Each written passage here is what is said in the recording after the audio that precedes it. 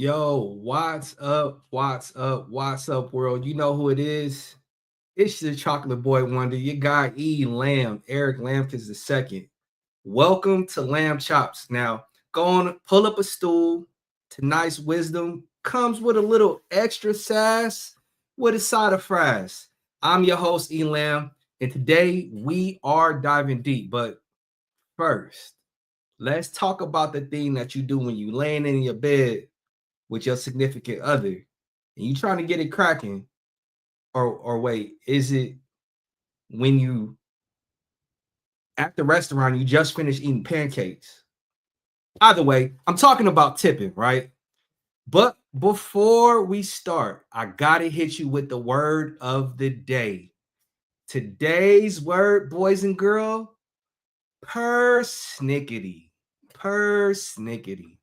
Now, some of you might be thinking about, like, why would a Snickers be my word of the day? No, I'm not talking Snickers. I'm talking persnickety. Persnickety means placing too much emphasis on minutia, on trivial things, on things that don't even matter. It means to be fussy. It means, requiring a particularly precise or careful approach. That's what persnickety means. All right. So go on, incorporate that into your lexicon, put that in your back pocket, use it tomorrow. Persnickety, adjective. All right. Don't be fussy. Don't be persnickety. Now, going back to what I was talking about, the tip. Now, I know words have meaning. All right. You don't got to tell me. Tip. 3 letters, 4 letters. Tip, TIP. 3 letters, right? It sounds simple, but is it? Is it really? Now, does it matter if it comes from a man or a woman or a trans person, or I don't know? Anyhow, tipping. Now, let's be real. It can mean a lot of different things to a lot of different people, depending on who it comes from. So, yesterday, I was at Earl's Grill, and the young homie behind the register, he rings up all my food, comes out to like $130. I don't got it like that, but had to feed the fam. And he asked me if I wanted to leave a tip. And what rang through my head was tip, tip, tip, tip. Like, I could leave you a tip. I started to tell him to start investing 25% of his income. And then it made me think about this one time when I was in the army, or no, I wasn't in the army. I had just got home from the army, and this short chocolate thing, at Hot Dog on the Stick, um, she asked me if I wanted to tip.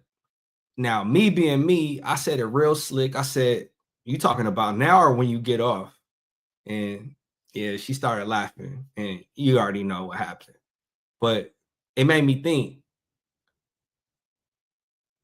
that screen when they turn over and flip the iPad, it's kind of daunting. It's kind of haunting. It's like they almost like guilt trip you into running your pockets. You can tip if you like. Oh, can I? I need your permission. That's what you're telling me.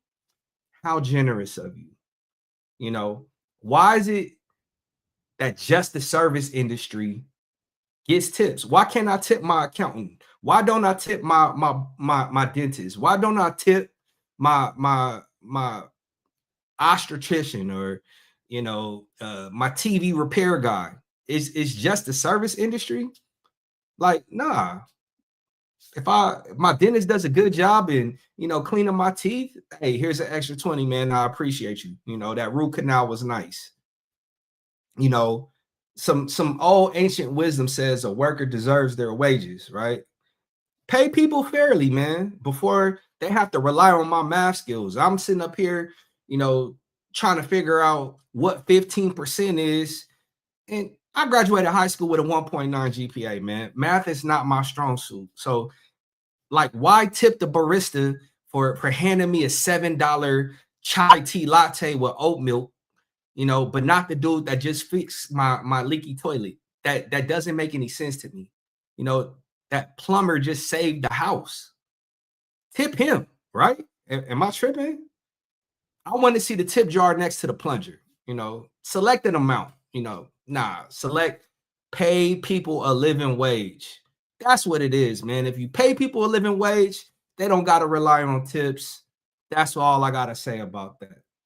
Now, I don't know if you guys saw, but this week I came across something on Instagram that really stopped me in my tracks. This cat named Wynton Bernard. Now, Wynton Bernard has played 10 years grinding in the minor league system in major league in baseball. 10 years of bus rides, 10 years of cheap motels, 10 years of a dream deferred. Then one day he gets the call. He makes the majors. And what does he do? He don't go to the ground. He don't put it on Twitter. He don't go big. He calls his mom. And when he tells her, she starts crying and he starts crying. He's like, Mama, I did it. Mama, I did it. Can you imagine your dreams come true? Something that you've always wanted to do since you were a child. Something that you have laboriously poured your heart, nerve, and sinew into for a decade, just for a chance for it to come true. And then it materializes. Who's the first person you calling? If my dad was alive, I'll probably call my dad. Be like, hey, you said I wasn't going to amount to nothing. Look at what I'm doing now. But moms is always going to cheer for you, right? And it made me think about a hope deferred makes the heart sick, but a longing fulfilled is a tree of life. 10 years deferred hope, that's a heart needing an ICU. That's really right there, the tree of life. Wynton's planting it in the big leagues. That's the fruit that Adam and Eve probably bit from right there. And then the man cried like me on the 4th of July. But real talk, that's the power of a dream, man. 10 years. Most of us quit after 10 minutes on a freeway. We don't even want to go turn up. We don't want to go party. We don't want to do nothing. We going back home after 10 minutes in traffic. So just imagine 10 years in the minors grinding. Salute. Wynton, I salute you, bro. Also, shout out to moms everywhere. The original hype woman, the original hype man. When the world says no, moms are like, did you check your pockets? Did you check your drawers? Are your drawers clean? Did you eat today, baby? So shout out to all the mamas everywhere. Without y'all, I don't know where we'd be. Now, as you can see by all this glorious gray hair in this beard, I'm washed, man. I've officially reached unk status. Now, I was told growing old was graceful. And everybody that told me that, you are a bold-faced liar. You know why? Because it's like your body throws a surprise mutiny. One day, I'm out there dunking on people, going up big, boom. And the next day, I'm getting turf toe at a kid's little league game from filming a freaking at bat. That's how quickly you grow old. It's no subtlety. It's so abrupt.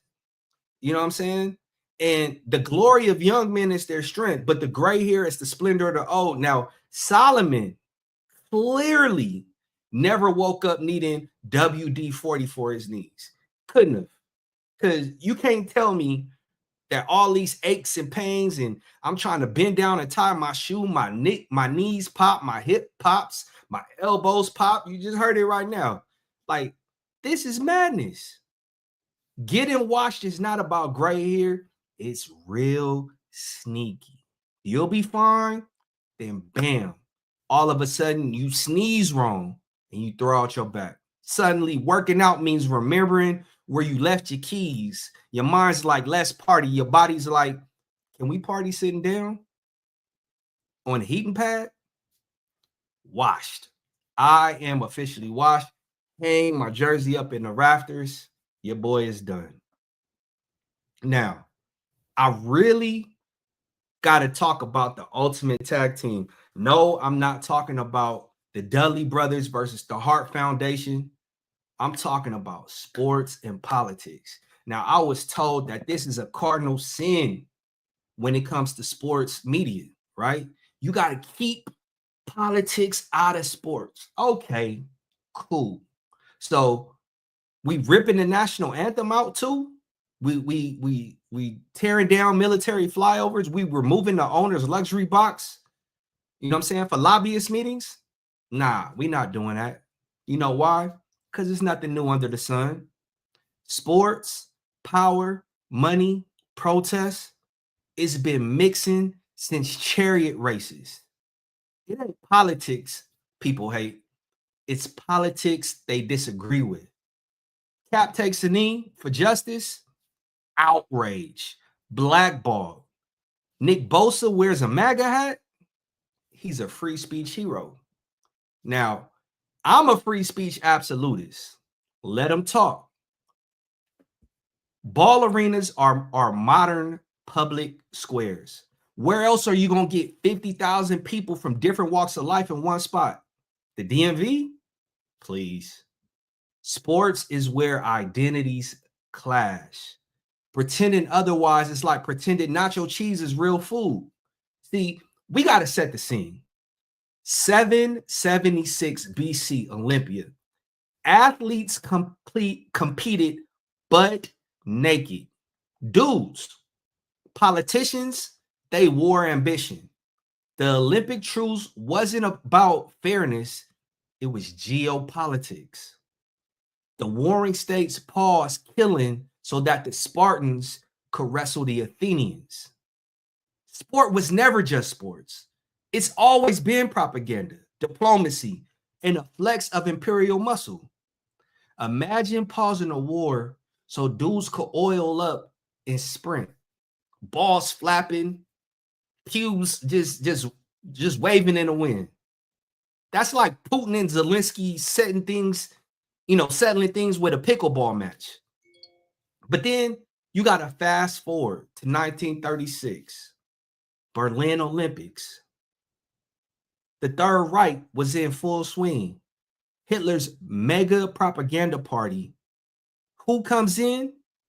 Jesse Owens. I got to give a shout out to my frat brother. He wins gold. He shatters the Aryan myth. Politics on full display for the entire globe to see. It's in the stands. Adolf had a huge scowl on his face. That little mini mustache almost disappeared. Then let's bounce to 1968, Mexico City. Tommy Smith, John Carlos, they raised the black fist in protest of the Vietnam War, in protest of how Black Americans were treated in America. Their silent protest cost them their medals. It cost them their careers. It cost them death threats.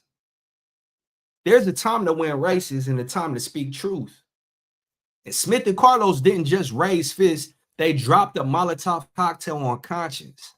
The IOC acted shocked. Please, they let Nazis host the games 30 years prior. Are we misaligned? Are we not seeing politics and sports colliding, coinciding? Today, we pretend politics invaded sports. That's nonsense. Politics built the stadium, literally. The military flyovers, that's taxpayer-funded nationalism. The stadium subsidies, politicians handing billionaires public money. Anthems, it's a freaking war poem written by a racist supporter of slavery. Where treasure is invested, hearts follow. We're cool with dress screeching overhead. That's patriotism, right? But Colin Kaepernick kneels. LeBron James speaks out after Trayvon Martin gets killed. It's stay in your lane, athlete. Shut up and dribble, LeBron. But what lane? The one paved with politics? We talking about that one? That B2 bomber that you're fawning over in the Rose Bowl, at SoFi, at Cowboy Stadium. That's literally the last sound some kid in Africa or the Middle East hears in support of American corporate interests. Keep politics out of sports. Nah, it's not that. It's keep politics I dislike out of sports. Colin Kaepernick did nothing but protest police brutality. And he was right. And what did everybody tell him? Shut up and play. Nick Bosa donned a MAGA hat at the end of the game. And all I saw on Twitter was that he was a free speech hero. The heart knows its own bitterness, and no outsider shares its joy. Translation, we only tolerate the politics that comfort us. Sports is the last bastion where Black, white, conservative, liberal actually share a space. Why silence that? So we can argue on keyboards like cowards? Nah, bro. That's not what Elam is about. It's already a roar in the arena. Let it rock out. At least then, if you really feel froggish, you could leap. Don't hide behind your keyboard, fam. Stand 10 toes on what you believe, because that is what the founding fathers did. So where does this marriage go next? We see WNBA players championing social justice. FIFA literally awarded the World Cups to a dictatorship. The NCAA athletes, they finally cashed in on NIL checks. Without vision, the people perish. In sports, without moral courage, is just a circus. We can't divorce sports and politics. We can't. They're conjoined twins sharing a liver. It's messy, it's dangerous, and you can't separate them without killing both. So let's manage the marriage. Demand that these billionaires pay their fair share of taxes. Let athletes speak, whether you like it or not. And if a jersey bugs you, you have the option of looking away. It's cheaper than therapy. So what's the final score? Sports plus politics, it equals forever. Denial is a luxury for the comfortable. And last time I checked, ain't too many of us comfortable out here in these streets. Hypocrisy is the real enemy. Love the anthem? Fine. Cool. That's your thing. Hate cap? Fine. But admit, it's all political. The arena and comedy stages are America's last two bastions of truth. So let the arena or stadium echo with truth, even when it's inconvenient, especially when it's inconvenient. Be wise, stay loud, and next time you see a military flyover, I want you to sit back and ask, who's paying for that? And lastly, Action Jackson and the weight of the world. Rickea Jackson, welcome back, welcome back, welcome back. She missed 3 games after suffering a concussion against the Minnesota Lynx. She came back to play against the Atlanta Dream. She struggled, but who cares? That's not why you watch this show. We not here to talk about box scores. After the game, Rickea, the big one, not the little one, she was distraught. She was crying. Why? I have absolutely no idea. Will I ask her? Probably not. You know why? Because I feel like that's an invasion of her privacy. Whatever she was going through, I think that needs to be respected. Um, and I'm gonna stay in my lane. But I did see her in the arms of Leslie Jones, who is a Sparks super fan. Leslie was consoling her. So shout out to Big Les. A word fitly spoken is like apples of gold in a setting of silver. And Leslie spoke truth after the game. She said athletes are still people. And those are some golden apples right there. And I think a lot of times fans forget that. Just because you pay the price of admission, it doesn't give you the right to go in there and just spew all type of stuff to these athletes. They're still human beings.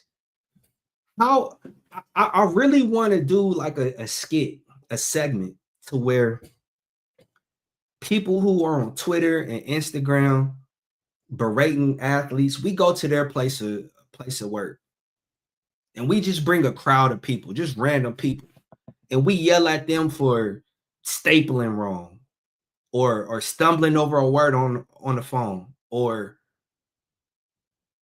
changing a lug nut too slowly. How, like, you can't do that anywhere else. If I go into Starbucks and I start berating the barista for making my chai tea latte too slowly, everybody's going to turn and tell me to get the hell out of Starbucks. But it's cool for us to go to SoFi Stadium. It's cool for us to go to Intuit and call these athletes bums, to drop M-bombs on Twitter because you didn't hit your parlay, right? That's cool. Nah, it's really not. Now, the WNBA is booming. There's more eyes. I think that's amazing. I think it's awesome. But the caveat is when more eyes come more experts. And you know, everybody on the internet is an expert at everything. These keyboard warriors are dissecting every aspect of their game.